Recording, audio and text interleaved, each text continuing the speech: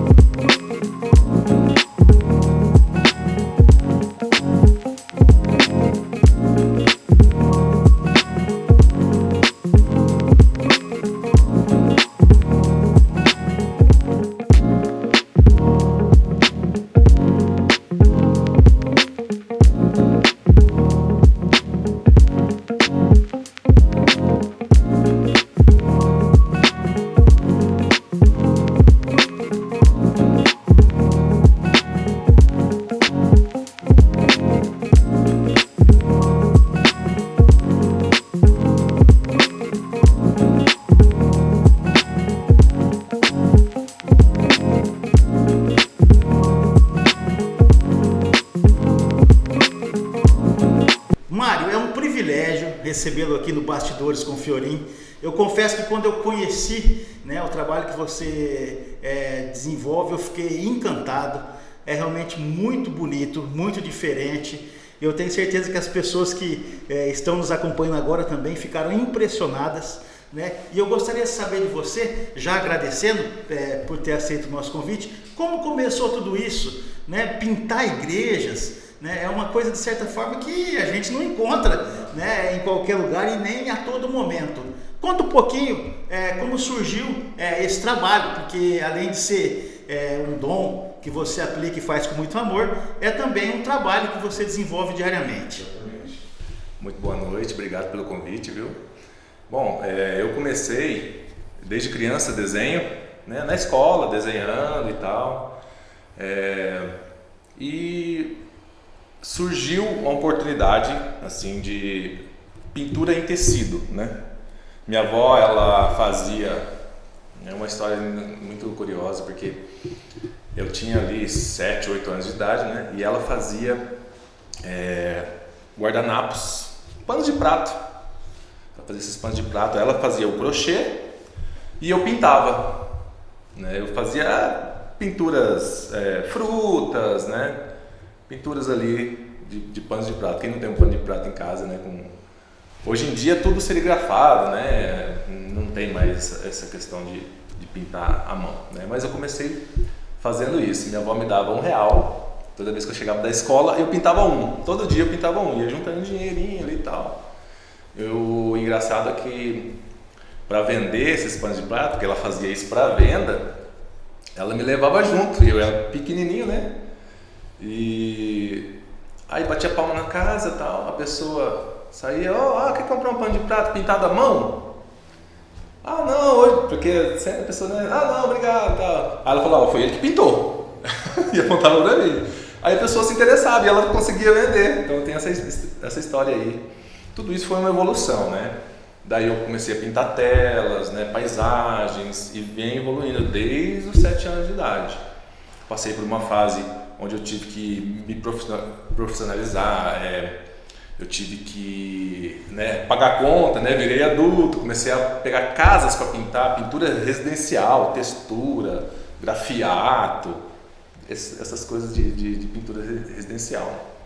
Então eu passei por essa fase aí. Também desenhava em comércio, letreiro, desenhos em quarto de bebê, tudo quanto é tipo de tinta que tinha na parede lá em Badia, eu estava envolvido, pintando, E Daí veio a Arte Sacra. Como que veio a Arte Sacra? Ela iniciou assim, minha mãe ela sempre foi de movimentos da igreja, né? Então os padres sempre almoçavam em casa e eles sabiam que eu pintava desenhos, esse tipo de coisa, né?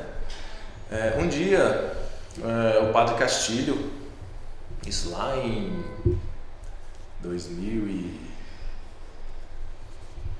antes de 2000 até 95, 96, por aí. Ele me trouxe umas imagens para eu pintar, para eu restaurar, umas imagens da igreja que estavam meio deterioradas, né? Aí eu fui, pintei aquelas imagens para ele gostou muito, né? E isso foi uma reação em cadeia aí. Depois as oportunidades foram acontecendo, eu fui pintando, aí eu comecei a ser inserido nas paróquias, porque eu restaurava imagem, né, de gesso. Então os padres, essa imagem aí, ela tá meio feinha e tal, tem um menino que faz lá em Badi. Aí eu fui trabalhando nas paróquias, aí eu fui conhecendo os padres, né? Depois disso, deixa eu lembrar, depois disso veio o convite para pintar uma igreja, certo? Que foi a minha igreja de Badi. O padre Alexandre, que é o nosso padre hoje, ele chegou em Badi, né, e foi restaurar a igreja, estava caindo fogo, tudo, né? Então o meu primeiro projeto de pintura de igreja foi em 2011, a Igreja Matriz de Badi. Muito legal, eu fiquei realmente, confesso, até estou sendo um pouco repetitivo, mas fiquei mesmo impressionado. E você teria como contar para quem nos assiste quantas igrejas você já trabalhou nesse período de 2011, quando você começou efetivamente, né, a desenvolver esse trabalho com mais frequência? Tem essa necessidade, por exemplo?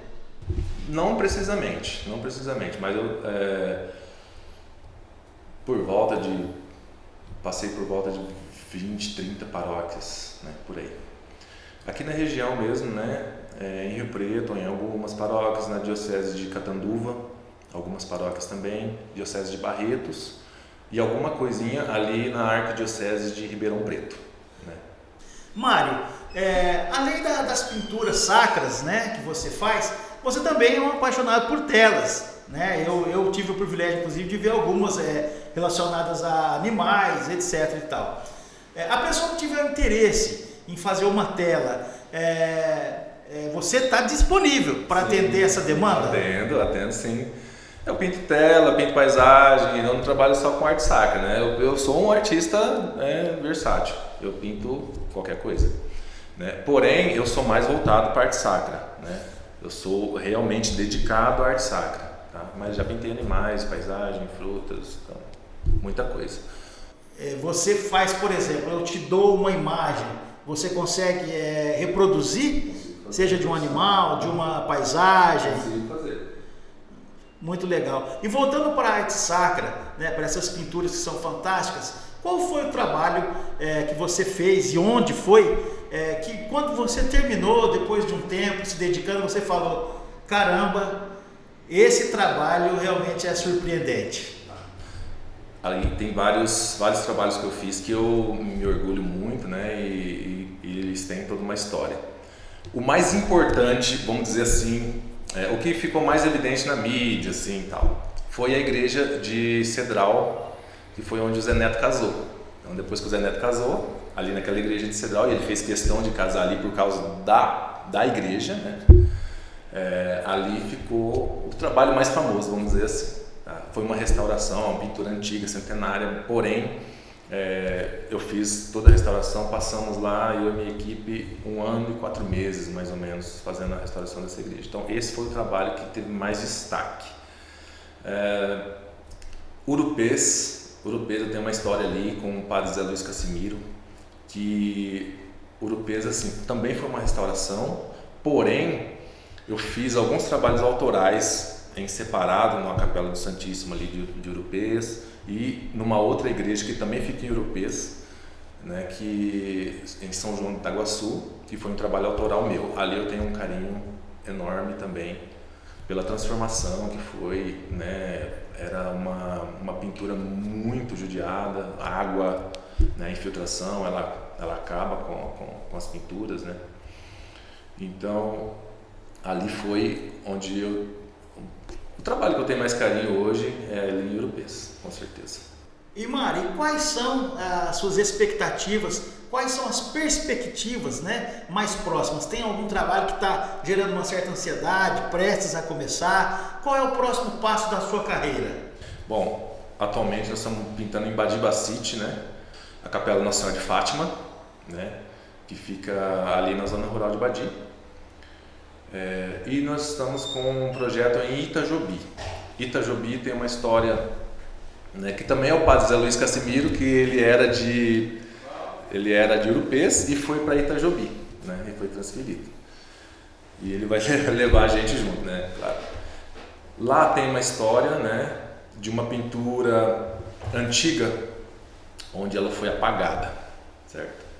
Existia uma pintura muito bonita na igreja, primeiramente, né, quando a igreja foi construída.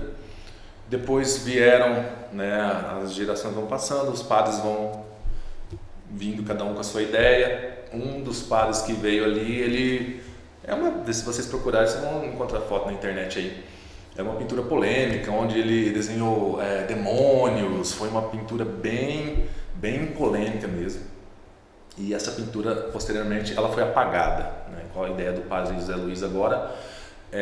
Retornar à pintura original antes das polêmicas, que é uma pintura mais clássica, né? E muito bonita por sinal. Então esse é o grande trabalho que nós estamos desenvolvendo aí, né? Terminando o Badibacite. Na capela nós vamos lá para Itajobi. E quando você descobriu todo esse talento, Mário, você, óbvio, cresceu, né? Você falou assim, eu preciso me aperfeiçoar. Você procurou algum curso, fez alguma qualificação voltada a essa arte que você aplica hoje? Engraçado que eu costumo dizer, eu aprendi trabalhando, eu aprendi pegando o serviço para fazer, né? A pintura em si, ela me ensinou, né? Então, aquelas pinturas antigas que eu tratava, que eu retocava, ela foi me ensinando. Aí poxa, tudo aquilo que eu olhava para cima e via, aí no detalhe você vai vendo, é assim que faz, tal, tem esse friso, tem esse tipo de moldura para esse tipo de pintura. Então eu sou totalmente autodidata, eu fui aprendendo trabalhando. Você sente-se orgulhoso quando termina um trabalho desse, por exemplo, depois de 2 anos e meio? Muito orgulhoso, muito orgulhoso. Inclusive, eu costumo, quando termina o trabalho, eu vou na missa inaugural, né? Todos os trabalhos eu sou homenageado, né? Porque assim, para a cidade é um acontecimento histórico, né? A revitalização, a restauração daquela pintura que o pessoal ama tanto, né? Que há muitos anos estava estragada, e eu cheguei ali e devolvi para aquela igreja aquela identidade, aquela força que tinha, né, naquela pintura. Então isso é muito bacana. Eu sinto orgulhoso. E a gente sabe também, Mário, que você, além de ser esse baita artista, né, é conhecido inclusive regionalmente em todo o estado, é um fã também da música, né? Se aventurou inclusive com uma dupla com a sua esposa. Como é que tá esse projeto? Tá paradinho? Pretende retomar? Como é que é isso? Tá paradinho. Eu e minha esposa, Karina, um beijo. A gente tinha uma dupla, né? Tem até hoje, assim, informalmente, a gente toca só em eventos de amigos agora. A gente partiu mais pro hobby, né? Eu já fiz isso profissionalmente, né? Tocando por aí, mas hoje em dia é só hobby mesmo. Ô Mário, e voltando, a gente vai e volta, né? Porque as perguntas vão surgindo e eu não posso deixar de fazê-las. Nesses trabalhos que você realizou em igrejas, né? As pessoas muitas vezes têm crenças em relação a lugares, enfim.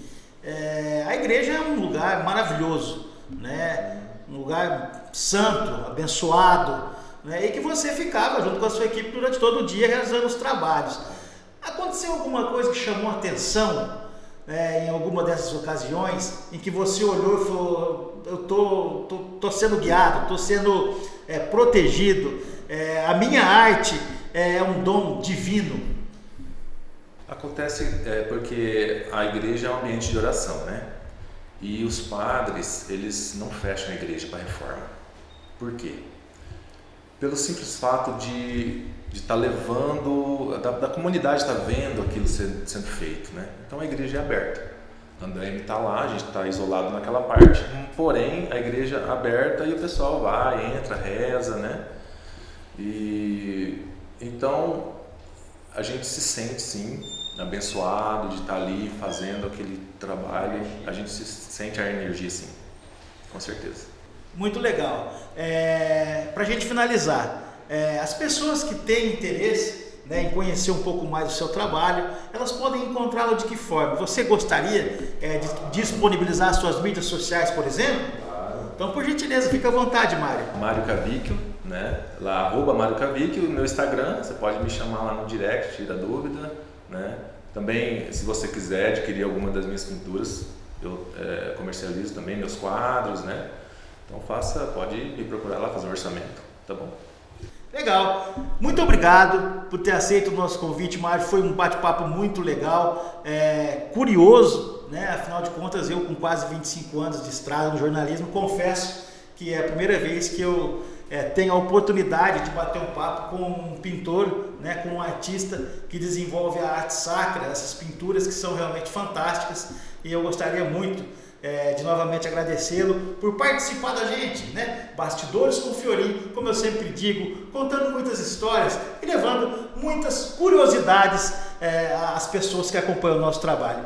E a você, muito obrigado por acompanhar o nosso trabalho. Acompanhe as nossas mídias sociais, saiba das novidades semanalmente divulgadas, ative o sininho no YouTube e acompanhe-nos. Afinal, como eu sempre digo, Bastidores com Fiorim, o podcast que conta histórias e conecta pessoas. Fique ligado, até mais!